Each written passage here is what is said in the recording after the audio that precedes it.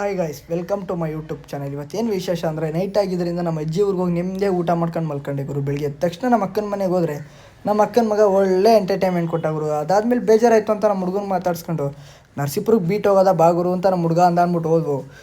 Bus stand ಒಳಗೆ ನುಗ್ತೀವಿ ಗುರು. ಏನು ಮಾಡ್ತೀರಾ ನೀವೇ ನೋಡಿರಿ, ಒಂದು ಹುಡುಗಿ ಅಂದರೆ ಒಂದು ಹುಡುಗಿ ಇರಲಿಲ್ಲ.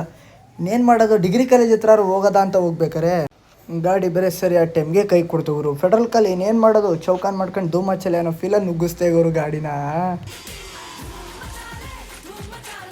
ನಮ್ಮ ದೃಷ್ಟಿಗೆ ಪೆಟ್ರೋಲ್ ಬಂಕ್ ಹತ್ರನೇ ಇತ್ತು. ಜೋಬಲ್ಲಿ 500 ರೂಪಾಯಿ 50 ರೂಪಾಯಿ ಪೆಟ್ರೋಲ್ ಹಾಕ್ಸನ್ ತಿರ್ಗಾ ಗಾಡಿ ಸ್ಟಾರ್ಟ್ ಮಾಡ್ಕೊ ಹೋಯ್ತೀನಿ ಗುರು. ಹಾಗೆ ತಗೋಲಿ ನೋಡೇ ಬೋಣ ಅಂದ್ಬಿಟ್ಟು ಹೋಗ್ಬೇಕಾದ್ರೆ ಅಷ್ಟೆಲ್ಲ ಬಿಟ್ಟು ಹೊಡೆದ್ರೆ ಇವರೊಬ್ಬರೇ ನಮ್ಮ ಕಣ್ಣು ಕಾಣಿಸಿತು. ಡಿಗ್ರಿ ಕಾಲೇಜಲ್ಲೂ ಒಂದು ಹುಡುಗಿ ಇರಲಿಲ್ಲ.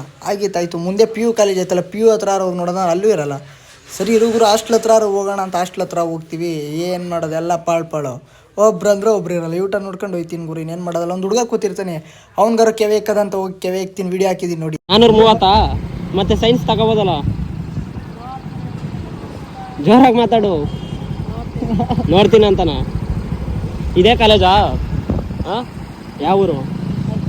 ಅಕ್ಕೂರು ಇಲ್ಲಿ ತಲಕಾಡಿಂದ ಮುಂದೆ ಐತಲ್ಲ ಹಾಕೂರ ಇನ್ನಿಂದೇನಾ? Okay bye.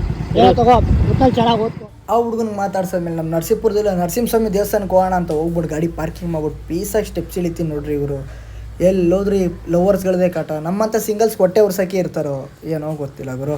ಅದಾದ್ಮೇಲೆ ಪಾಪ ಕಪಲ್ಸಿಗೆ ತೊಂದರೆ ಕೊಡೋದು ಬೇಡ ಅಂದ್ಬಿಟ್ರು ರಿಟರ್ನ್ ಸ್ಟೆಪ್ಸ್ ಹತ್ಕೋಬೋದು ಗುರು. ಹೋಗ್ತಿದ್ದಂಗೆ ಆ ಕಡೆಯಿಂದ ಈ ಕಡೆ ಕ್ಯಾಮ್ರಾ ತಿರುಗಿಸಿ ನೋಡ್ತೀನಿ, ನಮ್ಮ ಇದನ್ನು ಮೈ ಮೇಲೆ ದೇವರೇ ಬಂದುಬಿಟ್ಟಿರ್ತದೆ. ಹೋಗಿ 3 ರೌಂಡ್ ಸುತ್ತಲ ಅಂದರೆ ಇರೋ ಮಚ್ಚಿ 2 ರೌಂಡ್ ಸುತ್ತಿ ನಮ್ಮಟ್ಟು 6 ರೌಂಡ್ ಬೇರೆ ಸುತ್ತಾನೆ.